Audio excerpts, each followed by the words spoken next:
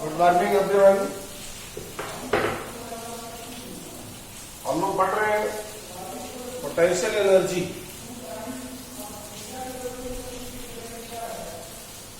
आज पढ़ेंगे elastic potential energy of spring.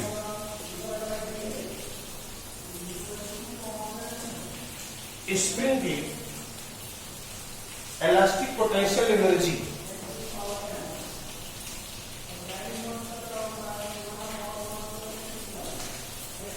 जैसे मान लो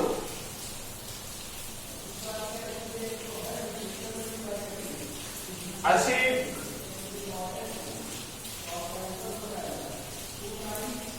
एक स्प्रिंग बदलिए, ऐसे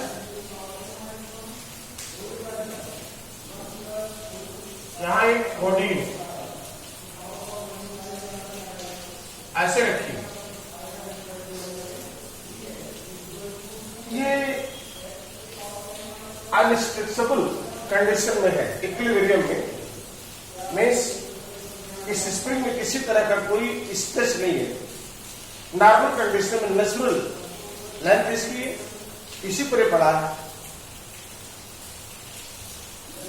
अब अगर हम मान लो इसको एक फोर्स लगा के, एक्सटर्नल फोर्स F, इसको थोड़ा सा डिस्प्लेसमेंट दे,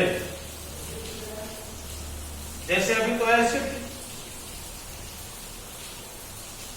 मान लो पोजीशन ही आ रही है इसे,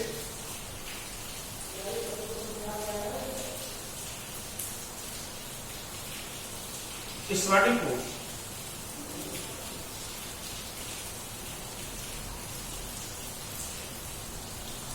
नीचे यहां लाएंगे F, एक फोर्स लगाए।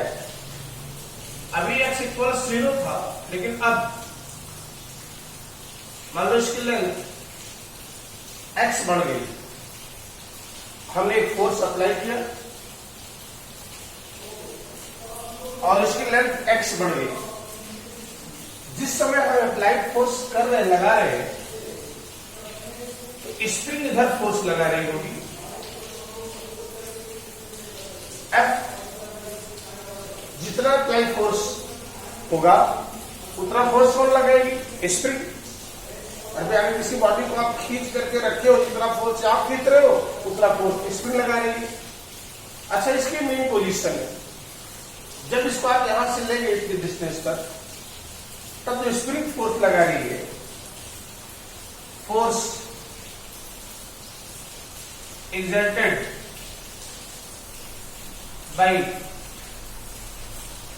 spring F directly proportional to minus x।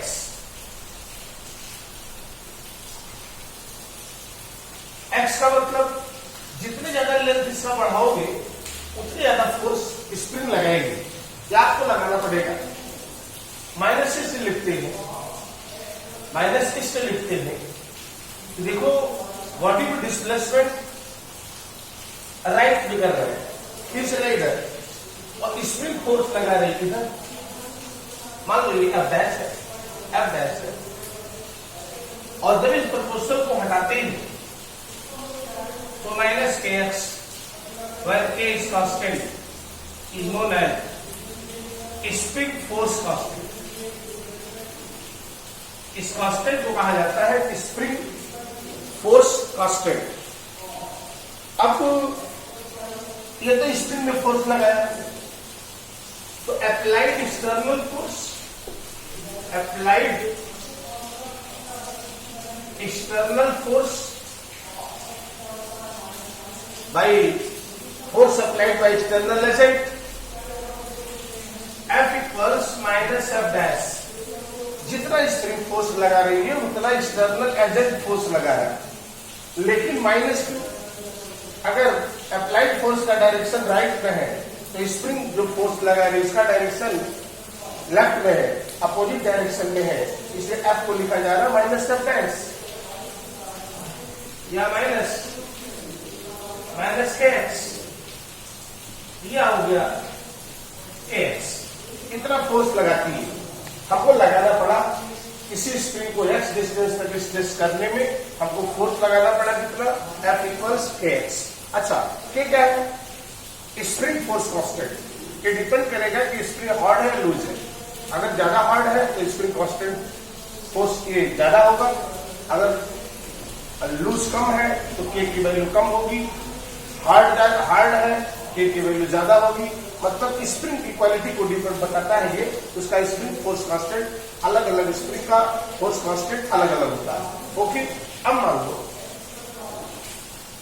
कि हमने इसको एक स्मॉल डिस्टेंस dx तक इसको हमने क्या किया, डिस्प्लेस किया।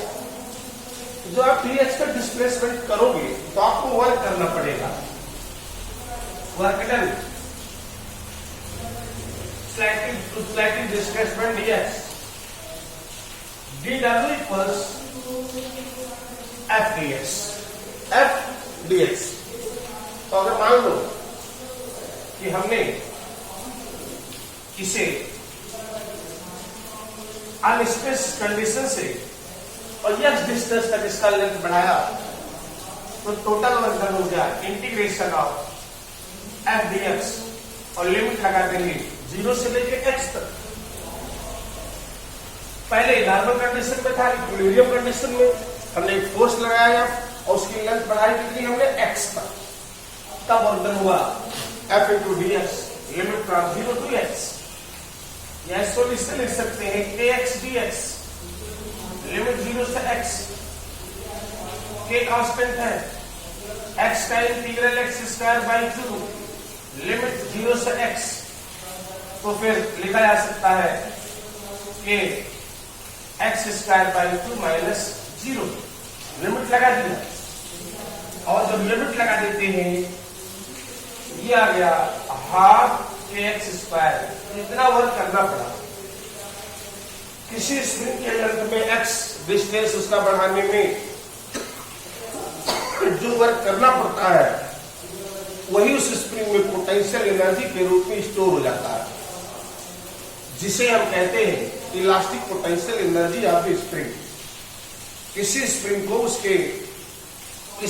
को स्ट्रेच करने में जो वर्क करना पड़ता है वही वर्क उस स्प्रिंग में पोटेंशियल एनर्जी के रूप में स्टोर हो जाता है, जिसे कहा जाता है elastic potential energy of the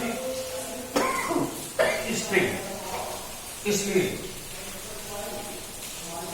इसकी पोटेंशियल एनर्जी हो गई वही इलास्टिक पोटेंशियल एनर्जी U पे लिखे ये आएगा हाफ के एक्स स्क्वायर। ये फॉर्मूला है। किसी भी स्प्रिंग में स्टोर्ड इलास्टिक पोटेंशियल एनर्जी होती है हाफ के एक्स स्क्वायर, हाफ के एक्स स्क्वायर।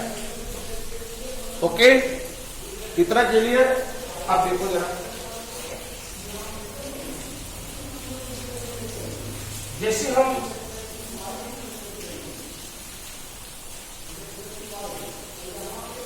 आपसे पूछे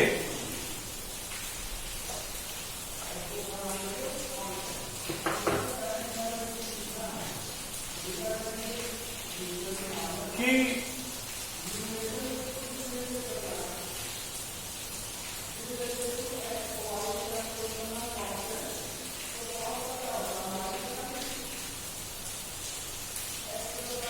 यहां एक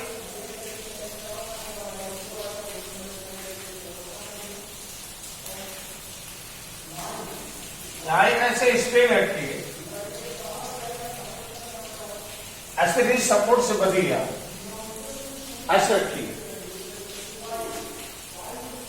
और यहां से एक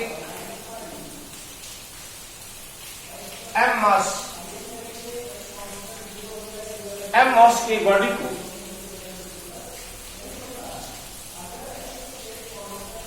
यहां से छोड़ा गया, ऐसे इसका मास से h हाइट पर है, ये h हाइट पे, यहां से इसको रिलीज कर दिया गया आकर के इसमें टकराएगा, मान लो इसका फोर्स कांस्टेंट एक्स सॉरी के है। जब भी मास आकर के यहां से इसको स्ट्राइक करेगा तो निश्चित स्प्रिंग को कंप्रेस करेगा। अगर इस स्प्रिंग में कंप्रेशन आ गया एक्स, तो बताओ हम क्या लिख सकते हैं? कौन सा एक्सप्रेशन फार्मूला यहां से बनाया जा सकता है? क्या बता सकते हैं? जब बॉडी एच हाइट पर है तो उसमें कौन सी एनर्जी है? ग्रेविटेशनल पोटेंशियल एनर्जी है mgh। mgh और जब आ जाएगी यहां पर तो यह तो जीरो हो गया, घटके एच खत्म हो गया, पोटेंशियल एनर्जी खत्म हो गई, गई कहां? इस स्प्रिंग को कंप्रेस करने में उसकी एनर्जी चली गई, और जब स्प्रिंग कंप्रेस हुई तो उसमें एनर्जी आ गई, इलास्टिक पोटेंशियल एनर्जी तो आ गई। इसका मतलब ये जो ग्रेविटेशनल पोटेंशियल एनर्जी है ये कन्वर्ट हो गई इलास्टिक पोटेंशियल एनर्जी में, कन्वर्ट हो गई इलास्टिक पोटेंशियल एनर्जी में। यानी यहां एक फार्मूला बना सकते हैं, gravitational potential energy no equals elastic potential energy, elastic potential energy, gravitational potential energy mgh और इलास्टिक पोटेंशियल एनर्जी होती है हाफ kx स्क्वायर। अब इसमें से देखो में तो 4 पैरामीटर है, जी तो मालूम रहेगा mh kx। अब चारों में से 3 दिया रहेगा क्वेश्चन में, एक आपको निकालना होगा। कोई भी अक्सर के दिया होता है, m दिया होता है, h दिया होता है, x निकालते हैं कि स्प्रिंग कितनी दब जाएगी। जब यहां से बॉडी आकर के इसको स्ट्राइक करेगी तो स्प्रिंग कितनी दब जाएगी, कंप्रेस हो जाएगी। उसी कंप्रेशन को मतलब x को हमको निकालना होता है। तो ये एक एग्जांपल था जो सर्च करेंगे। अच्छा मान लो एक बॉडी, इसका मास m है, बी वेलोसिटी से आ रही है फ्रिक्शनलेस सरफेस पे।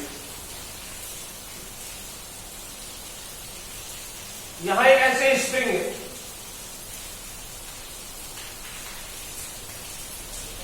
फोर्स कांस्टेंट के है, जाकर के इसमें स्प्रिंग स्ट्राइक करती है और रुक जाती है। अब एक्सप्रेशन क्या लिखेंगे? अगर यह मास की बॉडी वी वेलोसिटी जाकर के स्प्रिंग को हिट कर रही है तो उसमें कौन सी एनर्जी है? Kinetic energy. और जब इसे दब कर रुकेगी वेलोसिटी 0 हो जाएगी, कंप्रेस करके रुक जाएगी बॉडी, यानी उसकी काइनेटिक एनर्जी खत्म हो गई। कहां गई? इस स्प्रिंग को कंप्रेस करने में खर्च हो गई, मतलब स्प्रिंग में ट्रांसफर कर दिया पोटेंशियल एनर्जी के रूप में। मीन्स लिखेंगे काइनेटिक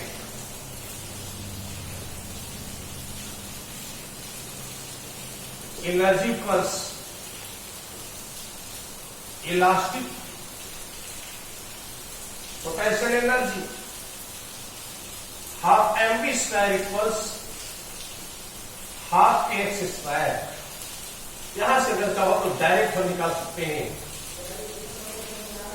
x स्क्वायर आएगा mv स्क्वायर बाई k, तो x आ जाएगा under root m by k into d s. मान लो कह दिया कि 2 किलोग्राम की बॉडी है, 10 मीटर पर सेकंड की वेलोसिटी से जाकर के स्प्रिंग को हिट करती है। अगर इसका force constant 100 newton per metre हो तो बोलो स्प्रिंग कितनी कंप्रेस हो जाएगी? That is direct formula, x equals under root m by k into b. Okay, अच्छा ऐसे ही आप देखो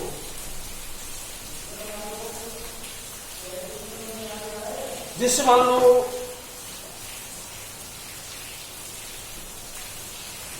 स्प्रिंग ऐसे वर्टिकल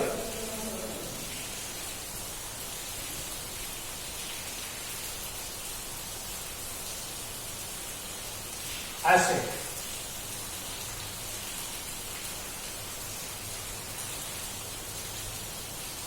इस तरह से स्प्रिंग वर्टिकल रुकिए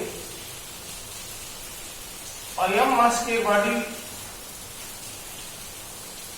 Q इक्वल 0 से H हाइट से गिराएगी स्प्रिंग पे। एक स्प्रिंग है, वर्टिकल रुकी है, H हाइट से एक m मास की बॉडी को वहां से रिलीज कर दिया गया है नीचे की ओर। अब क्या एक्सप्रेशन लिखेंगे, क्योंकि अगर इस स्प्रिंग से एच हाइट पर ये बॉडी है तो इसमें पोटेंशियल एनर्जी है mgh,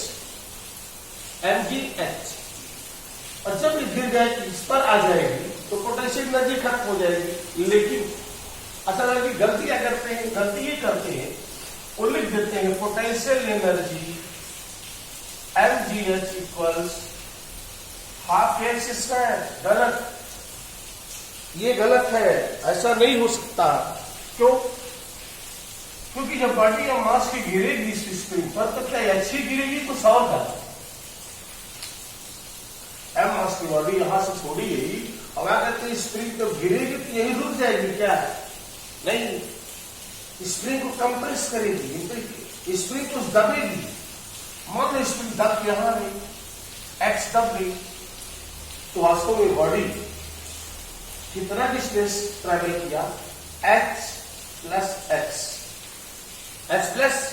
x। तो एक्सप्रेशन ये बनता है mg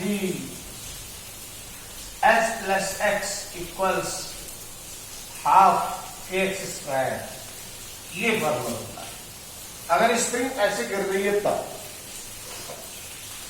बहुत सारे केस अलग अलग ऐसे हो सकते हैं, जो कि बॉडी जब गिरेगी जो भी एनर्जी है किसी बॉडी में, पोटेंशियल एनर्जी है, काइनेटिक एनर्जी है, जब वो किसी स्प्रिंग से जाकर के बॉडी टकराएगी और रेस्ट में आ गई तो निश्चित है उसकी जो एनर्जी थी काइनेटिक या पोटेंशियल वो कन्वर्ट हो जाती है उस स्प्रिंग को कंप्रेस करने में, अर्थात वो एनर्जी चेंज हो जाती है, स्प्रिंग में स्टोर हो जाती है in the form of elastic potential energy.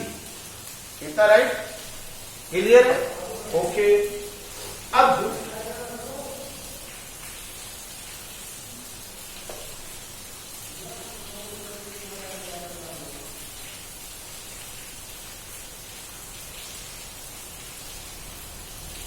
जैसे हम इसी से रिलेटेड पढ़ेंगे, बहुत इंपॉर्टेंट है ये topic, work energy theorem. Work energy theorem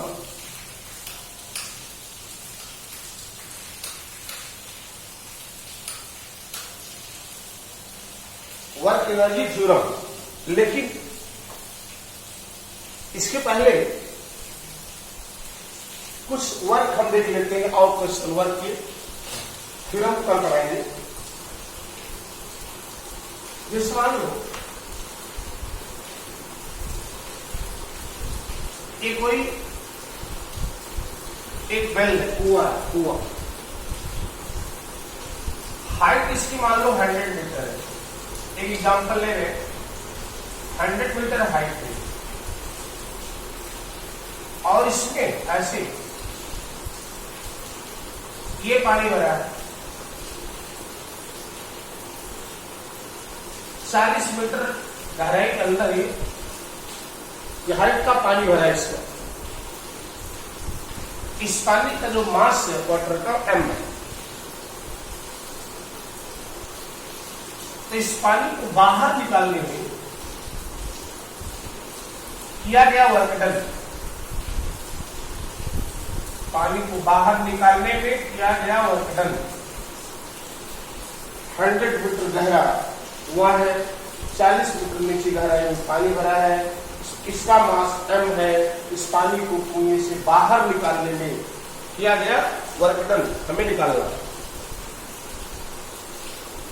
ऐसे ही एक बार नीट में क्वेश्चन दिया था, सेम वही डिजिट चेंज है कि कोई कोल माइन कोयले की खान है, 250 मीटर गहरी और इसमें नीचे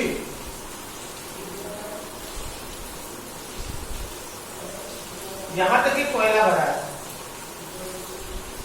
ये कोल है, इसका मास m है और ये आपका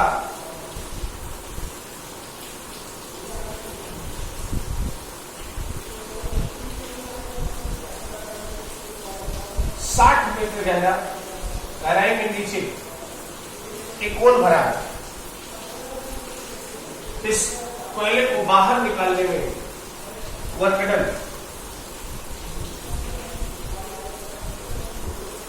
ऑप्शन था, इसमें ऑप्शन था 60 mg, 80 mg,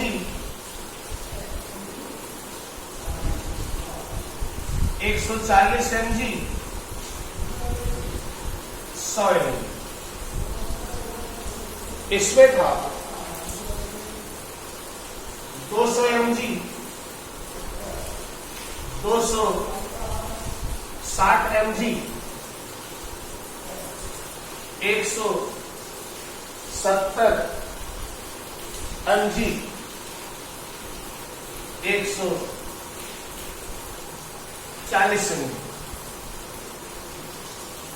ऐसे ही क्वेश्चन पूछा था आईआईटी में,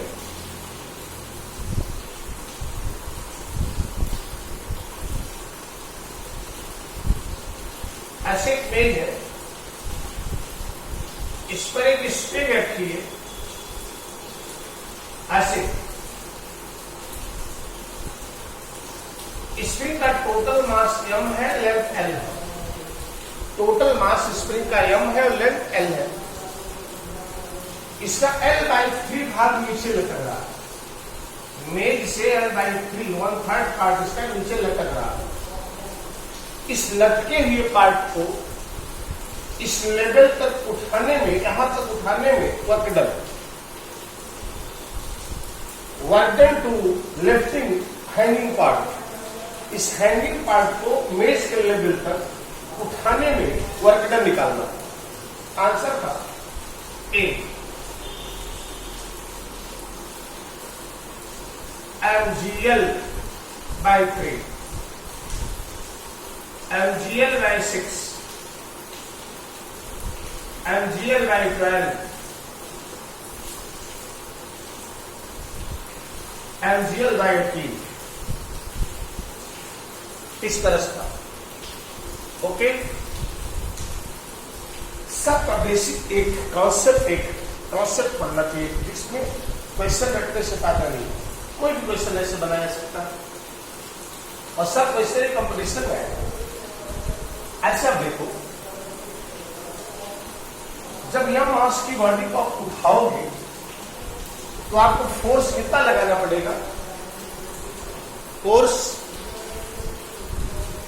mg, m मास की बॉडी को लिफ्ट करोगे तो फोर्स कितना लगाओगे? mg। अब फोर्स तो है mg, वर्क डन के बारे में आपको पता है, force into displacement.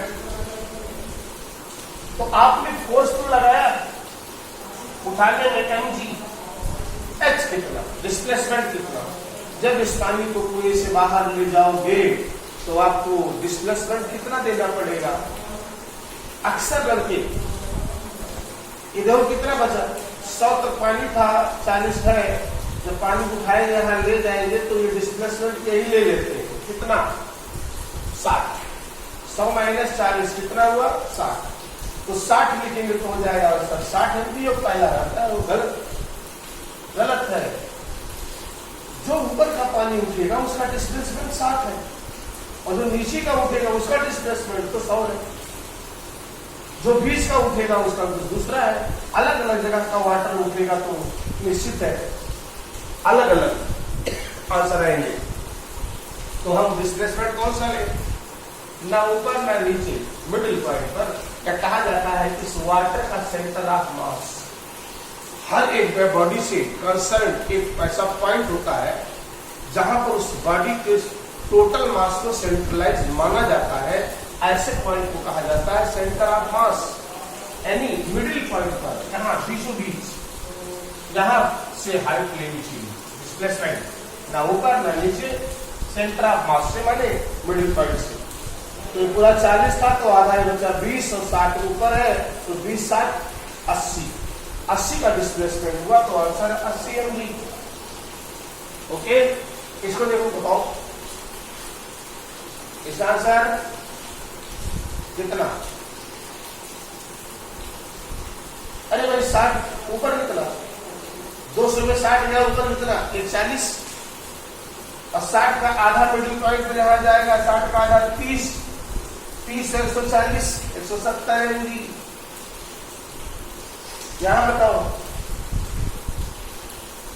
Total mass कम है, टोटल लेंथ L है, L/3 लटक रहा है, तो इस लटके हुए भाग का मास क्या होगा? M/3। अरे पूरे का मास L लेंथ का मास M है तो 1/3 लेंथ का मास M/3, और M/3 को फोर्स उठाओगे तो फोर्स कितना लगेगा? M/3 into G, mg, M/3 into G, over कितना हो गया? फोर्स हो गया mg/3। इस लटके हुए पार्ट को उठाने में लगाएगा फोर्स, टोटल उठाते हैं स्प्रिंग को mg, 1/3 उठा रहे हैं तो mg/3। अच्छा, अब यहाँ की जब स्प्रिंग उठेगी तो पूरा L/3 यहाँ पर उठाना नहीं पड़ेगा, यहाँ आधा उठेगी। डिस्प्लेसमेंट कहां से ले? मिडिल पॉइंट से, यहां से, और ये आधा हो जाएगा L/3 का आधा L/6, तो डिस्प्लेसमेंट होगा L/6, तो आंसर आ जाएगा mgm/18, mgm/18। ओके, नोट कर रहे हैं इसको, इसके आगे हम आपको पढ़ाएंगे कल work energy theorem. Okay, thank you.